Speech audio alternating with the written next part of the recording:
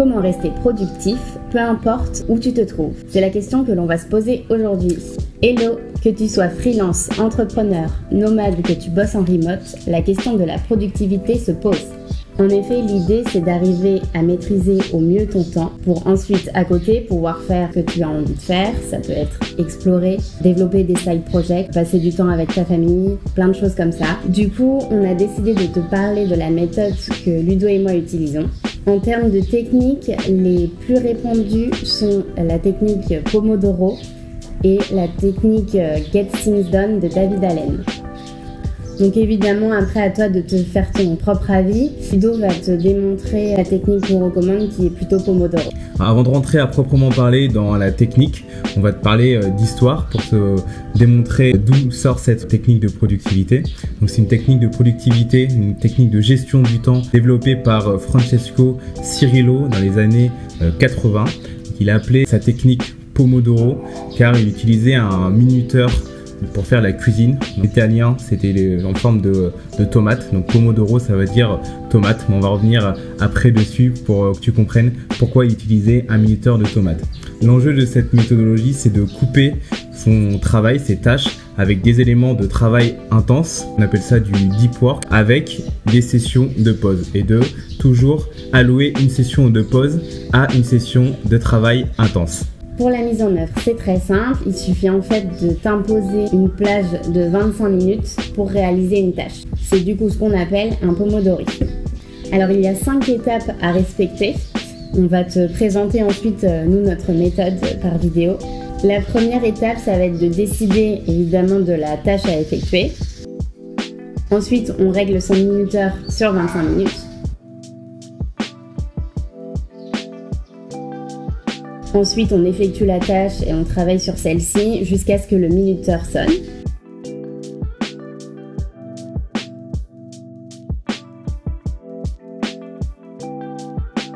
Une fois que la tâche est faite, on s'octroie une pause de 5 minutes.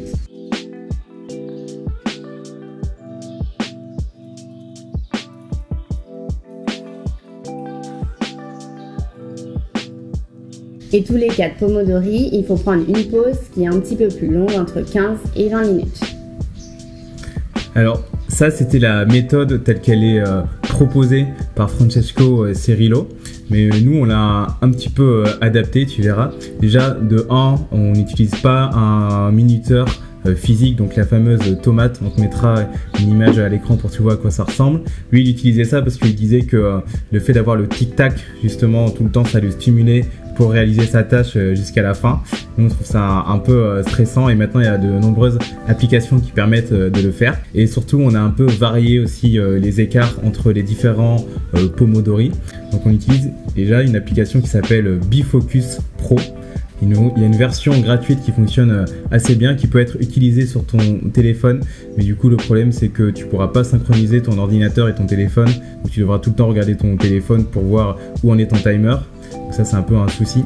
Alors que la version BeFocus Pro, tu peux synchroniser ton téléphone et ton ordinateur. Et pendant que tu travailles, pendant que tu réalises ta tâche, tu vas avoir le minuteur qui défile sur ton écran d'ordinateur. Donc ça, c'est pas mal. Comme ça, tu sais combien de temps il va te rester et ça te stimule à réaliser ta tâche de la meilleure des manières. Ensuite, c'était préconisé de faire une pause longue tous les 4 Pomodori. Moi, j'utilise plus une méthode, c'est le temps de pause est graduel. Donc, après un Pomodori, je fais 5 minutes de pause. Le deuxième Pomodori, je fais 10 minutes de pause. Et au troisième Pomodori, je fais 15 minutes de pause. Je trouve ça plus intéressant d'être graduel. Comme ça, à chaque fois, tu as une récompense d'une pause de 5 minutes de plus. Et ça te permet d'être plus efficace dans tes tâches. Et en tout geek qui se respecte et magnat de la productivité, j'ai une montre connectée qui est synchronisée justement avec l'application BeFocus Pro et j'ai une vibration en fait à chaque fois que je dois réaliser une pause. Donc ça, c'est pas mal si jamais je suis trop focus et que j'entends pas le son sur mon ordinateur. J'ai un rappel également avec la montre qui vibre et ça te rappelle de sortir de ta pause. Donc tu peux complètement aller te balader entre guillemets sans voir ton ordinateur ou ton téléphone et j'aurai ma montre qui va vibrer pour me rappeler que c'est le moment de retourner travailler. Si on couple ça avec les 2 applications, avec une montre connectée et le combo ultime, c'est d'avoir un casque et d'écouter sa musique focus. Je pense que c'est la meilleure façon d'être le plus productif surtout quand tu es en voyage et que tu sais qu'il y a beaucoup de distractions. Nous par exemple on a la piscine qui est à 2 minutes, donc c'est facile de se dire je vais me baigner, alors que là on peut se dire j'ai fait mes 3 pomodori, j'ai 15 minutes, donc du coup je peux prendre un petit bain et ensuite je retourne travailler. Donc maintenant que tu maîtrises un peu mieux cette technique de productivité, l'idée ça va être d'organiser tes journées en fonction des pomodori. Donc ce que je fais, c'est que j'ai mon agenda et je me dis j'ai envie de réaliser cette tâche et elle va me prendre 1 ou 2 pomodori. Donc comme ça j'organise mes tâches en fonction des pomodori et je me dis que dans une journée je suis capable de faire tant de pomodori et comme ça j'essaie d'organiser mes journées comme ça pour avoir des tâches et évidemment les to-do, on évite d'avoir 15 000 tâches dessus, on essaye de peut-être se concentrer sur 3 tâches qu'on peut découper en une journée pour pouvoir être le plus productif possible. Ensuite respecter ces pomodori. Du coup maintenant on va te montrer une session de Pomodoro.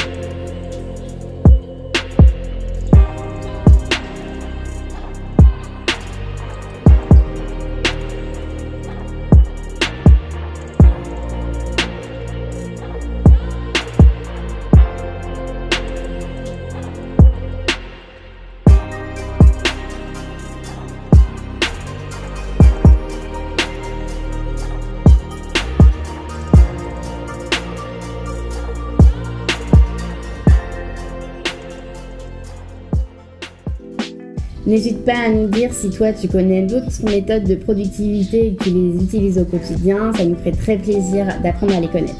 Et comme d'habitude, n'hésite pas à t'abonner, à nous mettre un like, ça nous aiderait beaucoup.